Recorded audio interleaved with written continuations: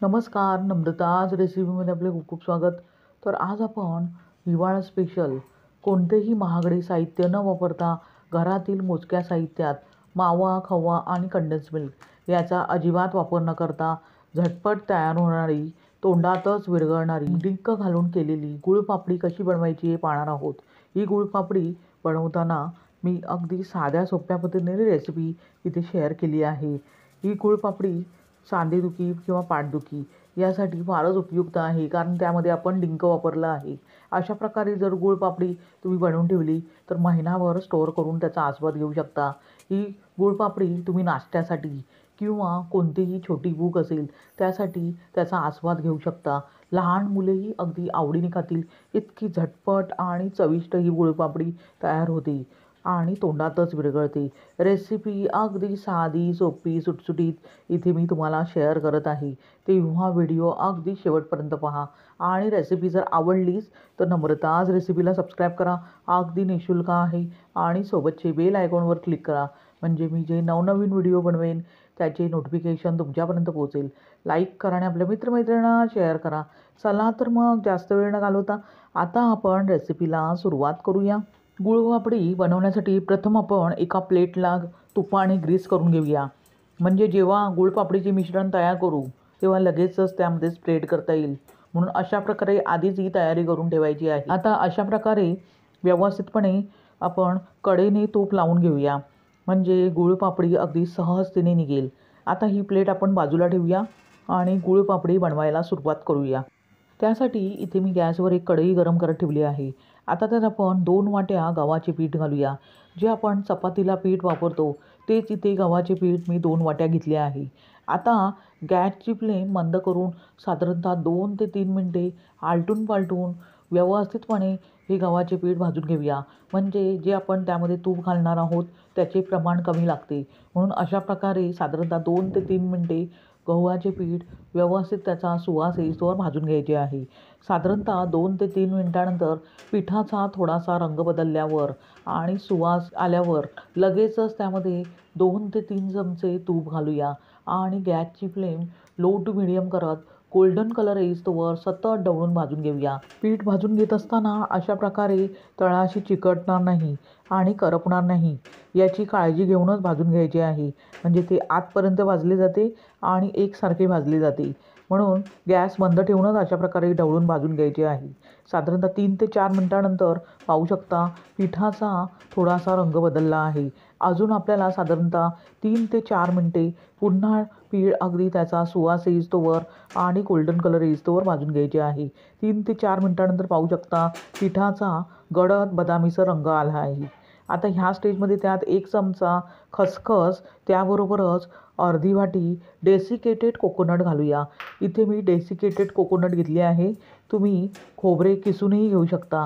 आता हे दोन्ही जिन्नस आपण पिठाबरोबर साधारणतः 2 ते 3 मिनिटे भाजून घेऊया. साधारणतः 2 ते 3 मिनिटानंतर पाहू शकता पीठ अगदी व्यवस्थित खरपूस भाजले गेले आहे आणि त्याचा सुवासही दरवळतो आहे. इतपतच आपल्याला पीठ अगदी व्यवस्थितपणे भाजून घ्यायचे आहे. आता ते आपण बाजूला ठेवूया आणि डिंक व्यवस्थितपणे तुपात तळून घेऊया. त्यासाठी मी दुसरी इथे कढई गॅसवर ठेवली आहे. त्यामध्ये तूप घालूया आणि तूप थोडेसे वितळून घेऊया. तूप वितळून घेतल्यावर लगेचच आपण पाववाटी त्यामध्ये डिंक घालूया. आता गॅसची फ्लेम मिडियम ठेवून सतत ढवळून डिंक अशा प्रकारे व्यवस्थितपणे तुपात परतून घेऊया, म्हणजेच फुलवून घेऊया, म्हणजे जी आपण गुळपापडी बनवतो ती अगदी खुसखुशीत अशी तयार होते. पाहू शकता डिंक अगदी व्यवस्थित फुलला आहे. तो आपण एका वाटीत काढून घेऊया. त्यानंतर जे गव्हाचे पीठ आपण भाजून घेतले होते त्यामध्ये 1 वाटी किसलेला गूळ घालूया. इथे गूळ अगदी व्यवस्थितपणे किसून घ्यायचा आहे, कारण आपण पाक नाही करत आहोत.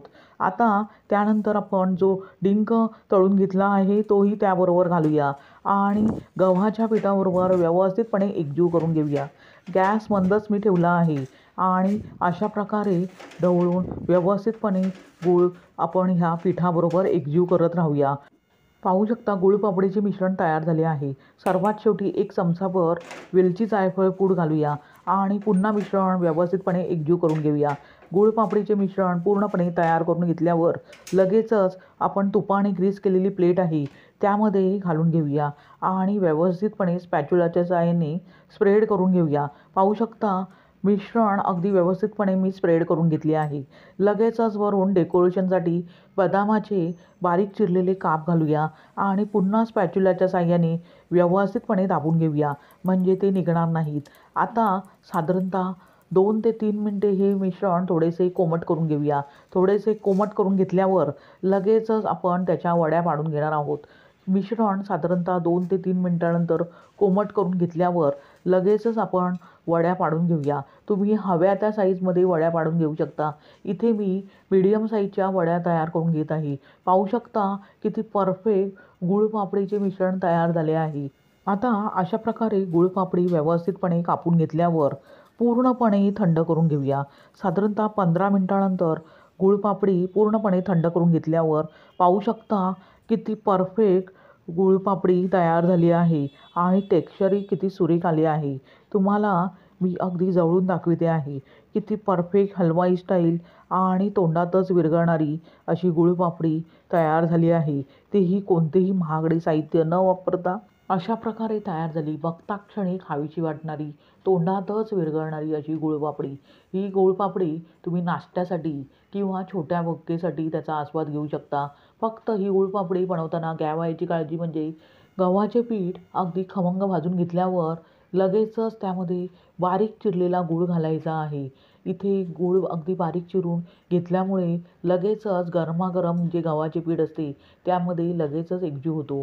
त्यानंतर गुळपापडीचे मिश्रण तयार करून घेतल्यावर तुपाने ग्रीस करून घेतलेल्या प्लेटमध्ये लगेचच थापून घ्यायचे आहे.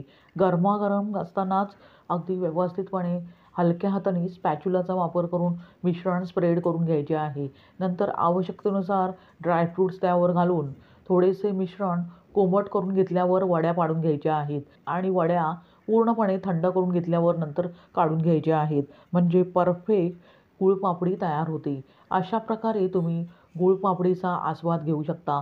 तुम्हाला ही रेसिपी कशी वाटली ते कमेंट करून सांगा आणि रेसिपी जर आवडलीच तर नम्रताज रेसिपीला सबस्क्राईब करा. अगदी निःशुल्क आहे आणि सोबतचे बेल आयकॉनवर क्लिक करा, म्हणजे मी जे नवनवीन व्हिडिओ बनवेन त्याचे नोटिफिकेशन तुमच्यापर्यंत पोहोचेल. लाईक करा आणि आपल्या मित्रमैत्रिणींना शेअर करा. पुन्हा भेटूया अशाच साध्या, सोप्या, झटपट आणि पौष्टिकतेने परिपूर्ण अशा रेसिपीसह. धन्यवाद. श्री स्वामी समर्थ.